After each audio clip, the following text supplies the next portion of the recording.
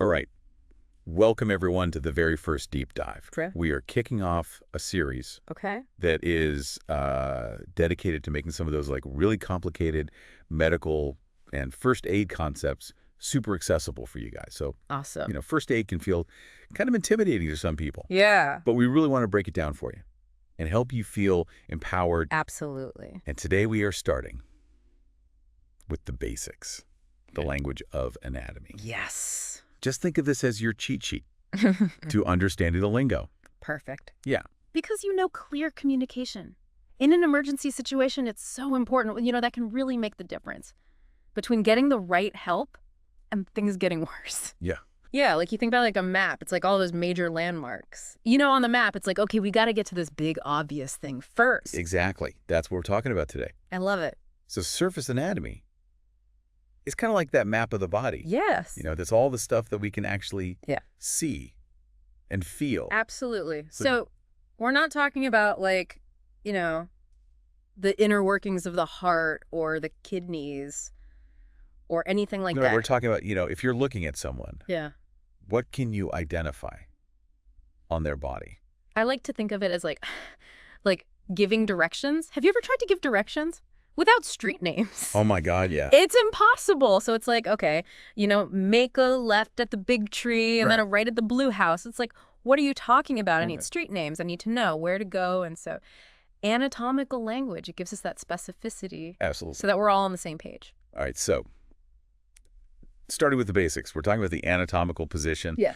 This is super important. This is like our foundation. So imagine someone standing up tall, right? They're facing forward. Their arms are at their sides and their palms are facing out. No matter what position someone is actually in, we're thinking about them in this anatomical position. Exactly. So even if someone's lying down or they're, injured and they're kind of crumpled up on the ground, whatever it is, we're always referring back to that anatomical position. I got it. Okay, that makes sense. So then from there, we get into all the different directional terms. Yes. So let's talk about midline. Okay, midline. Imagine drawing a line straight down the center of the body, splitting it perfectly in half, right down the middle. Okay, so then we get terms like medial and lateral. Exactly.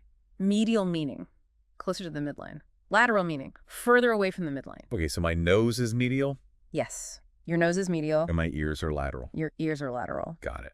All right, what about superior and inferior? Okay, so superior and inferior. This is all about location relative to the head and the feet. So superior is always towards the head, no matter how tall or short someone is. Okay. And then inferior is towards the feet. Okay, Yeah. easy enough. So superior. Yeah. Top of the body, inferior, bottom of the body. Exactly. Got it.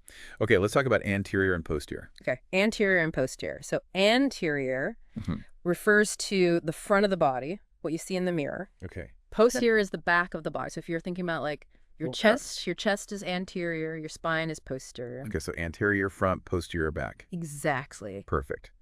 All right, I think we're getting somewhere. What about proximal and distal?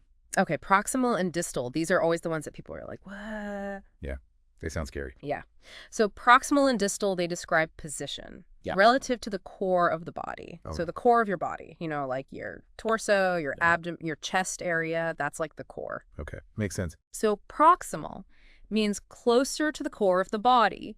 Distal means further away. Okay, so my elbow is proximal Your elbow is proximal to your wrist, to my wrist. but it's distal to your shoulder. Okay, so proximal closer to the core, distal further away. Exactly. Got it.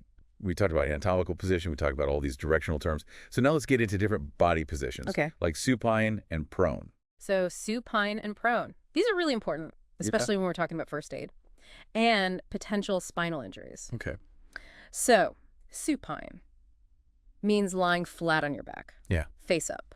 Okay. So if you're laying in bed, you're supine. You are supine. Got it. Okay, what about prone? Okay, prone means lying face down. So if you're laying on your stomach reading a book or something, you are prone. Right. So supine back, prone front. Exactly. Got it. And these positions are important when we're dealing with spinal injury. Yes, especially because we want to keep that spine as stable as possible. So knowing whether someone's supine or prone can help us understand how to best protect their spine. Okay, so even though this is just like the first step In our advanced first aid journey, I feel like we've already gotten so far. Yeah, we've laid a really great foundation. And we've learned so many new terms. Absolutely. And remember, this is not a replacement for proper first aid training, but this is just giving you that language so that when you do go to get your first aid certification, you'll already be familiar with all these terms. And feel more confident. Exactly. Awesome. So we've only just scratched the surface here. We're going to be back with more easy to understand deep dives into advanced first aid and medical terminology. So make sure you hit that subscribe button or follow us wherever you're listening so you don't miss out on any of the future episodes. Yes. And don't forget to share this episode with your friends, family, whoever. Spread the knowledge. It's important. Absolutely. Maybe using these terms in everyday life will make you the most interesting person at your next party. I mean, that's a goal, right? I think so. So till next time, stay curious and stay safe. Don't forget to comment, like, and share this episode. And remember, this is not a substitute for formal training. This is for educational purposes only. All right, see you next time. Bye. Expert speaker.